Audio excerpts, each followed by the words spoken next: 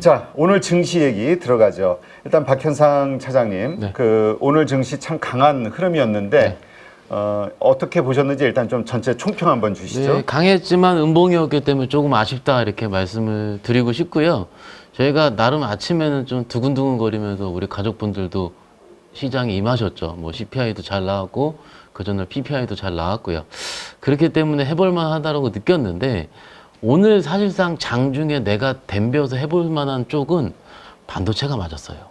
다른 쪽 같은 경우는 좀 상대적으로 음봉이 좀 많았던 상황이기 때문에 일단은 반도체와 전력기기 기존 주도주 섹터로서 조금 더 올라왔다라고 하는 게 맞을 것 같고, 오늘 삼성전자가 지금 보시면은요, 삼성전자가 100원 빠졌거든요, 이 장에. 좀, 그러니까 이 사람은 어이가 없네. 좀 이게 좀 아쉬운 거죠.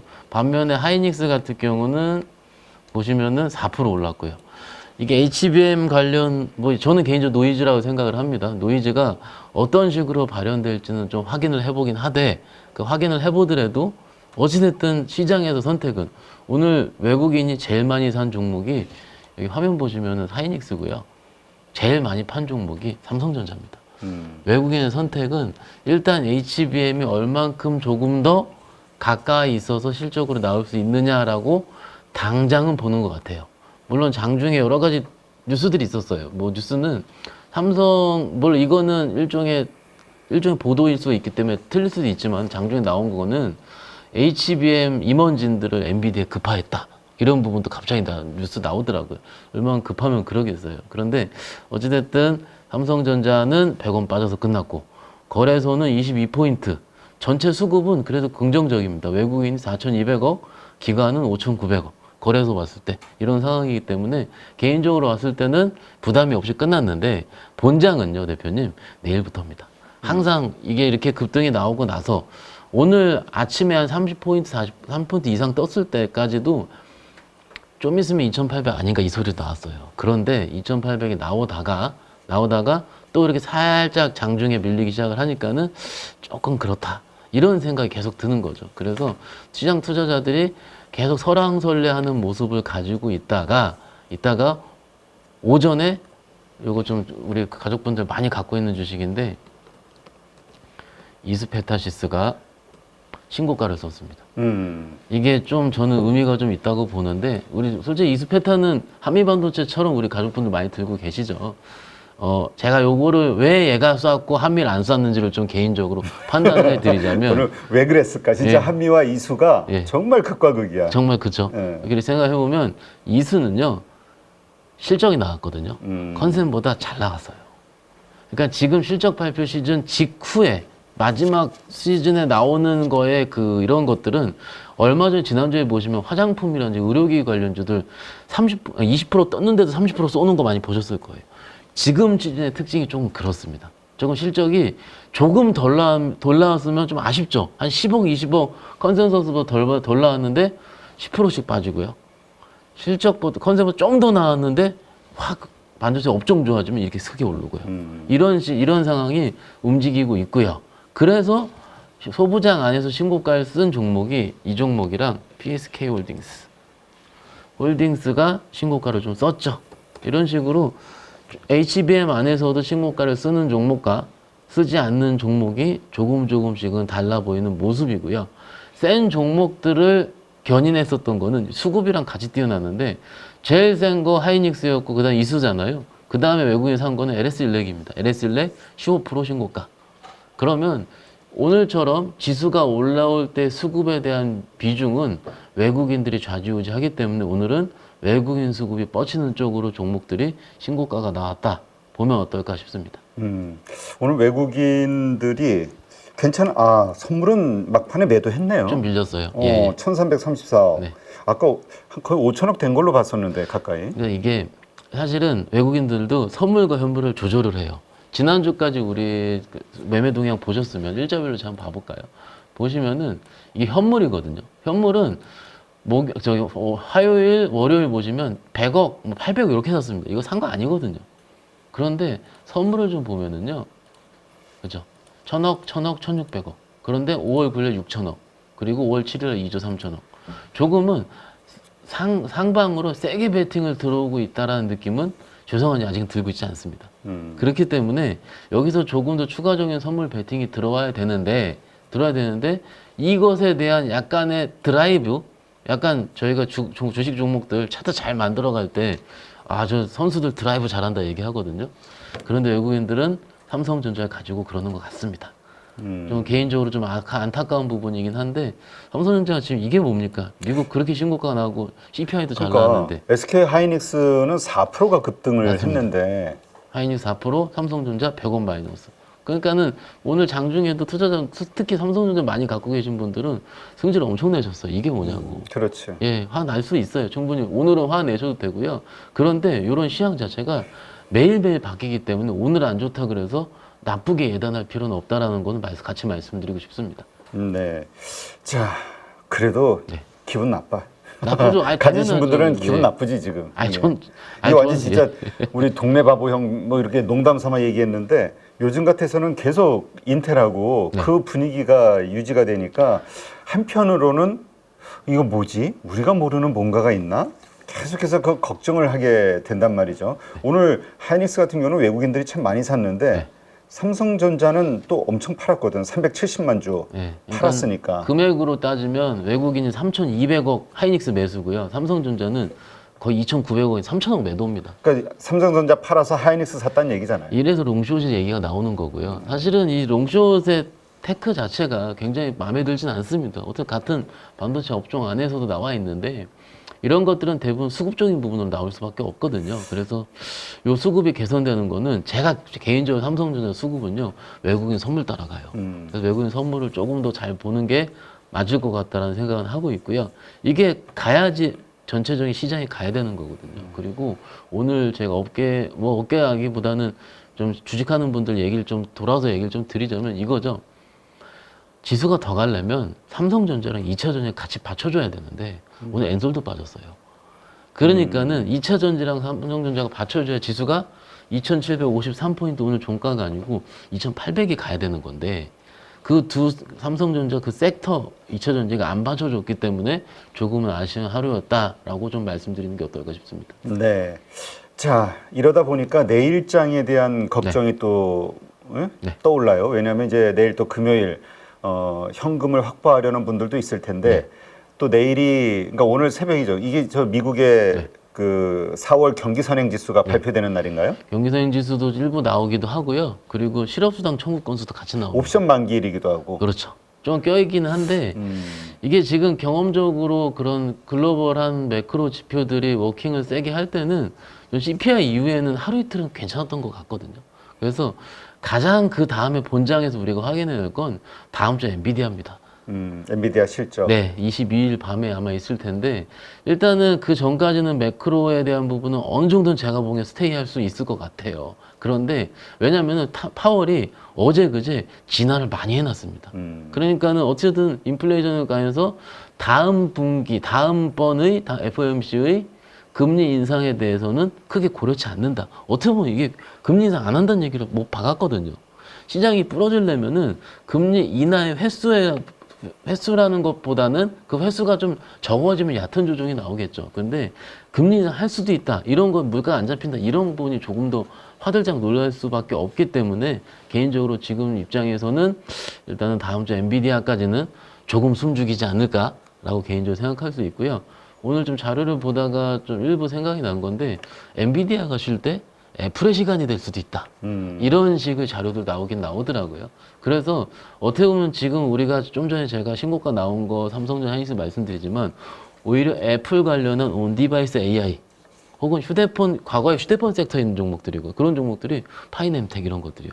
꾸준하게 굉장히 잘 가고 있습니다. 그렇기 때문에 오히려 지금 당장의 시향을 가지는 거 중요합니다. 왜냐면 내가 내일 매매할 때 중요하거든요. 그런데 일부 포트 같은 경우는 다음 주, 다다음 주까지 조금 보면서 이 포트를 좀 생각해 보신다면 어떨까 말씀드릴 수 있겠습니다. 네. 자, 그러면 내일장 네. 오늘 뭐 옵션 만기일 미국의 네. 이런 4월 경기 선행 지수 네. 이런 것들임에도 불구하고 내일도 좀 괜찮게 갈 수 있다고 보시는 건가요? 개인적으로는 적어도 상승세가 오늘 22포인트 플러스로 끝났는데 오늘만큼 강력하진 않더라도 지금 수준 적어도 2700 라인은 유지할 수 있을 거라고 보고 있고요. 그 이유는 아까 말씀드린 것처럼 엔비디아 발표 전까지는 시장이 부러질 일은 없을 것 같다라는 게 일단 첫 번째 포인트고, 그럼 종목이 중요하거든요. 그런데 종목의 로테이션은 계속 바뀔 것 같습니다. 그 이유 자체가 오늘 사실은 기술적으로 봤을 때 대표님, 화요일까지 반도체 보면은요 별로 할 거 없었어요. 두 가지 할 거 있었습니다. 한미랑 이수요. 나머지는 다 이렇게 깨지고 있었어요. 그런데 오늘 급등이 나오거든요. 그건 뭐냐면, 근데 오늘 급등 나온 게 제가 아까 이수 패턴에서 말씀드렸지만 DIT라고 이것도 급등이 나왔는데 최근에 실적 좋다고 레포트가 발행된 것들이 나왔어요. 그러면 그거에 대한 내일의 연장선상으로 봤을 때는 최근에 실적 좋게 잘 나왔고 목표가 상향됐는데도 오늘 좀 밀린 게 있거든요. 코미코? 이런 코미코. 것들이라든지 이런 것들이 뭐 이 종목 추천의 개념보다는 만약 반도체를 한다면은 오늘의 어떤 다른 스킴 때문에 오늘의 역할을 하지 못했던 것들이 첫 번째 타겟이 될 수 있다라는 겁니다. 그리고 두 번째 같은 경우는 만약에 오늘 장이 쉬어요. 오늘 미국 장이. 네. 뭐 엔비디아도 급등이 나왔었죠. 지난해는. 근데 좀 스테이블하게 끝났어요. 그러면은 어떤 식으로 뭐가 움직일까라고 생각을 해보면, 그러면은 또 기존 주도 어디 있을까요? 조선, 뭐 전력기기 오늘 움직이긴 했지만 그런 쪽으로도 다시 돈이 갈 수도 있습니다. 그렇기 때문에 일종의 좀 약간의 그 시세에 대한 연속성을 연출을 할 때는 지금은 오늘 강한 게 내일 강한다, 이렇게 저는 그렇게 배웠거든요, 예전에. 근데 요즘은 안 그래요. 그냥 오늘 끝나면 내일은 새로 세팅, 이렇게 되죠. 그래서 오히려 개인적으로는 최근에 주도 혹은 내용이 있는 것들 중에 좀 쉬고 있는 것들이 좀 마음이 편하지 않을까 싶어서 조금 이따 말씀드리겠습니다. 네, 알겠습니다. 자, 내일 시장 우리가 좀 보면은 내일 또 신규 상장하는 종목이 있죠. 네. 요새 신규 상장주들의 성적이 상장 후 며칠간은 상당히 좋은 것 같아요. 일단 이게 신규 상장에 대한 뭐 종목은 제가 뺄게요. 왜냐면 내일 시세에 너무 연동이 될 수 있을 것 같아서. 최근 신규 저도 이제 증권사에 있으면서 그 혹시 비상장이라 이쪽 하는 얘기를 좀 들어요. 그걸 좀 들려드리자면 이거죠. 지금까지도 아직까지 신규 상장 분위기는 좋습니다. 그래서 시초가가 세게 성장될 확률이 높아요. 그런데 사실은 내일 상장되는 종목보다는 현대마린 솔루션이 너무 크게 세게 상장을 했기 때문에 시장에서는 그쪽을 조금 더 쳐다볼 확률이 높습니다. 왜냐하면 패시브니까요. 그렇기 때문에 만약에 신규 상장한 종목을 내가 잡을 때는 아마 뭐 따블이든 따따상이든 뭐 상장을 할 텐데, 거기서 양봉이 날 때 거기서 갑작스럽게 쫓아잡는 그런 왜냐하면 그게 뜬다는 의미는 뭐냐면 시장이 좀 어렵다는 의미거든요. 네. 그렇기 때문에 그런 우를 범하지 않았으면 좋겠다라고 좀 말씀을 드리는 중이고요. 신규 상장주 사자 할 때 저는 개인적으로 첫날은 무조건 말리거든요. 그래서 조금 보시면서 매매하시면 어떨까 싶습니다. 네. 자, 내일 보호예수, 신규 상장주들의 그 보호예수가 해제되는 종목들이 몇 개가 있죠. 네, TFE 그게 또 든, 수급의 압박, 네. 내일 또 매도 압박이 될 수도 있을 것 같아요. 네, 아마 스케줄 살펴보시면 나올 텐데, 이 TFE 같은 종목은 반도체 종목이긴 하죠. 근데 어느 정도 물량이 나오느냐에 따라서 그때 회사의 역할이 굉장히 중요합니다. 항상 드리는 말씀인데, 회사가 주가를 보고 있다. 그러니까 주가를 관리한다 의미가 아닙니다. 그 회사는 주주에 대해서 어느 정도는 주주의 권리에 대해서도 좀 어느 정도는 좀 역할을 해줘야 되는데, 그때 회사에서 적극적인 액션이 나오는 종목과 나와서 막 8%, 9% 빠지고 있는데 액션 아무것도 안 나오는 회사들이 있어요. 근데 그 회사들은 내일 봤을 때 좀 피해보자는 거죠. 네. 이게 전 신규 상장 혹은 지금 그 보호예수 물량이 나올 때 핵심이라고 보고요. 사실은요, 보호예수 물량에 대해 좀 제가 찐시하면서 몇 번 말씀을 드린 것 같은데, 보호예수 물량이 나오지 않습니까? 나올 때 기존에 나오기 전에 시세가 빠졌는지 안 빠졌는지 더 중요합니다. 근데 제가 봤더니 TFE 같은 경우는 별로 반영은 안 했더라고요. 그러면은 오늘은 바로 반영할 가능성이 또 있어요. 그러니까는 빠졌다 그래서 물량이 나와서 어느 정도 해소되는 시기까지 확인을 해야 되는데, 그 일반적으로 반나절에 해소 안 되거든요, 대표님. 이틀 걸려요, 최소. 아무리 빨리 하더라도 그 해소가 확인하려면 거래가 확 터져야 됩니다. 그러니까는 그 다음에 매매를 좀 플레이를 하는 게 가장 좋다라고 생각드릴 수 있겠고요. 지금 보호예수 해제에 따라서 좀 항상 드리는 말씀은 한 달, 그리고 3달, 6개월, 1년입니다. 그런데 가장 키포인트로 보는 게 6개월 정도로 많이 봐요. 그렇기 때문에 종목에 따라 셀렉션 하시는 건 판단하시면 어떨까 같이 말씀드릴 수 있겠습니다. 네, 알겠습니다. 자, 그렇다면 네. 오늘의 흐름으로 봤을 때 내일 좀 주목받을 수 있는 섹터, 종목들 어떤 게 있을까요? 제가 고민을 해보면 우리 가족분들도 끄덕끄덕 하실 거예요. 이게 일단 듣고 나서 예. 판단하는 걸로. 왜? 아니, 그러니까 흐름을 한번 생각해 볼게요. 흐름이 오늘은 반도체만 얘기했거든요. 음, 화요일 날 조선주만 얘기했어요. 지난주에는 화장품만 얘기했고요. 그죠? 하루하루가 굉장히 좀 선택하기가 애매모호한 상황이라는 거거든요. 근데 감히 제가 이번 턴에 선택을 하자면 우주. 아직 안 움직였거든요. 안 움직였는데 지금 제프 베이조스라고 아시죠? 아마존 CEO. 지금 블루 오리진이라고 그래서 19일 날 우주 관광 재개를 합니다. 그런데 오늘까지 어제 14일이라 오늘까지 웬만한 종목들 실적 발표를 했거든요. 했는데 실적이 잘 나온 우주항공 애들도 있어요. 그러면은 그 안에서 봤을 때 선택이 들어오더라고요. 기관들 선택. 그러니까 우주항공 안에서도 기관들이 꾸준하게 들어오고 있는 종목을 선택하는 게 일단 첫 번째 맞을 것 같다라는 거고요. 여기서 제가 한 2주 뒤에 일주일 뒤 이렇게 아이디어를 보는 것도 괜찮다 말씀드렸잖아요. 그런데 지금도 쉬고 있는 게 한 달 전에 셌다가 쉬고 있는 게 방산입니다. 방산이 쉬고 있는데 5월 22일부터 24일까지가 BSDA라 그래서 저희가 지금 우리가 폴라 모멘텀은 좀 지나갔어요. 지나갔는데 이게 지금 루마니아가 언제 터지느냐 이거 시기거든요, 지금. 그리고 방산이 지금 쉴 수밖에 없었던 가장 큰 이유는 몇몇 종목들이 실적 발표를 2주 전에 했는데 컨센서가 덜 나왔어요. 그게 네. 1분기 실적이 수준 인식이 좀 덜 됐다는 거죠. 어찌됐든 그래서 방산이 지금 옆으로 기고 있는 상황이긴 한데 22일 날 루마니아 방산 전시회, 흑해 방위 및 항공우주 전시회를 22일 날 하게 됩니다.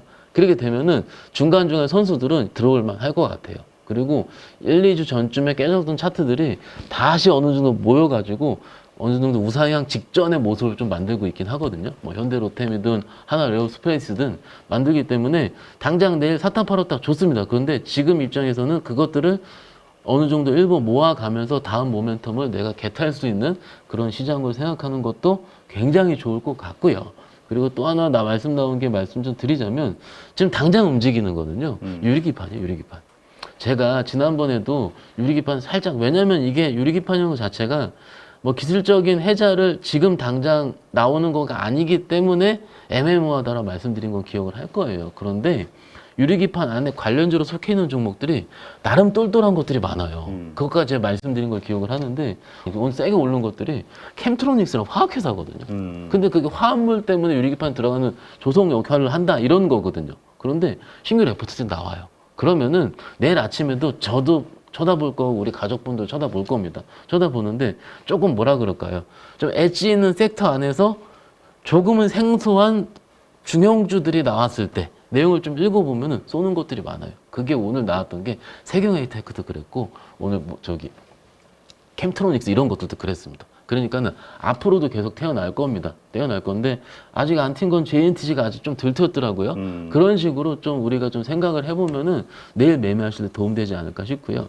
사실은 제가 어제 오늘이랑 이틀 전에 상담을 좀 했는데 너무 높은 것들은 못 사겠다 하시는 분들이 아직도 많더라고요. 그래서 조금은 지금 입장에서는 좀 살짝 쉴 수 있는 거, 쉬고 있는 것들에서 개인적으로는 좀 생각되는 것들을 좀 말씀을 드렸으니까 생각을 해보시면 어떨까 싶습니다. 네. 지금 항공우주, 네. 이쪽도 이게 미국의 움직임과 연동이 될까요? 아니면 우리 독자적인 어떤 여러 가지 이벤트라든가 이런 것들로 우리의 길을 가게 될까요? 대표님 굉장히 좋은 질문 왜냐면 해주셨는데요. 요새 버진 갤럭틱 같은 경우가 미국 떴다 증시 밀렸죠. 예.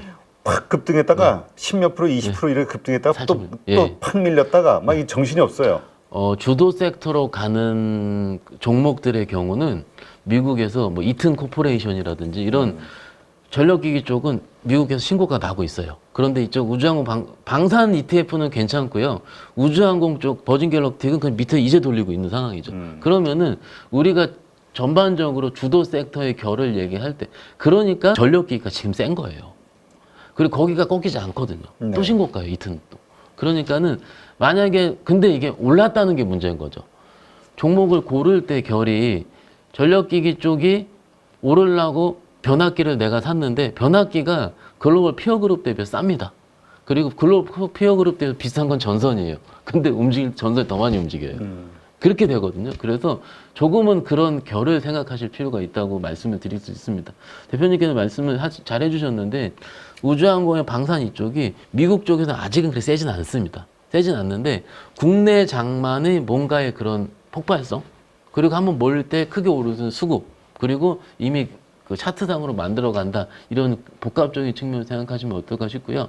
우리 쪽은요 그 실적도 됩니다. 방산 이쪽은. 그래서 실적 관련주로 같이 보시면 좀 조금씩은 괜찮지 않을까 싶습니다. 네. 자, 내일 금요일인데 네. 뭐 조심해야 될 게 있을까요? 지금 투자하시는 분들 요즘 어떤 분들이 많냐면은 지수는 오르는데 내 계좌는 계속 마이너스야. 네. 이것 때문에 더 힘들어하시는 상실감을 가지시는 분들이 있더라고요. 어떤 분은 지수 올랐는데 똔똔만 한다고 이런 분도 있으시고요. 그렇지. 똔똔이면 그래도 네. 다행이지. 네. 근데 지수 올랐는데도 나는 아직 계좌가 마이너스야. 이런 경우 참 답답하죠. 정확한 이유를 말씀드리자면은 신규 상장주 때문에 그렇습니다. 신규 상장주로 수급이 빨려 들어가기 때문에 대표적으로 이틀 전, 3일 전에 현대마린 솔루션이 대표적인 경우입니다. 기본적으로 운용을 할 때 새로운 패시브성 수급이 태어나게 되면 다른 종목을 팔고 그쪽으로 크게 들어가게 됩니다. 그러니 내가 소위 팔지 못했었던 종목들은 줄줄줄줄 밀리게 되는 거죠. 그런데 그런 일들이 항상 일어나는 건 아니고 큰 대여급들이 일어났을 때 일어나는 현상이긴 하거든요. 그래서 이 부분에서 지금쯤 시기에서 가장 헷갈리는 게 그거예요. 사실은 오늘 제가 AI 소프트웨어 얘기 하나도 안 드렸잖아요, 대표님. AI 소프트 지난주, 그러니까 화요일, 월화 되게 잘 움직였거든요. 전 지난주부터 말씀드리긴 했고요.